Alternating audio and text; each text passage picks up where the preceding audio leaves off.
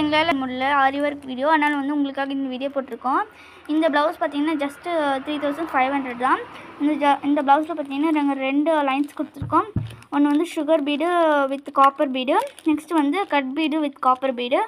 அடுத்து கீழே பார்த்திங்கன்னா ஃப்ளார்ஸ் கொடுத்துருக்கேன். அந்த பார்டரில் இந்த ஃப்ளார்ஸு இது வந்து ஃபுல்லாக ஜர்தோசி கொடுத்துருக்கோம். இங்கே க்ரீன் கலரும் காப்பர் கலரும், அது சுற்றியுமே பார்த்திங்கன்னா பீட்ஸ், காப்பர் கலர் பீட்ஸும் கோல்டு கலர் ஸ்மால் சுகர் பீட்ஸும் கொடுத்துருக்கோம்.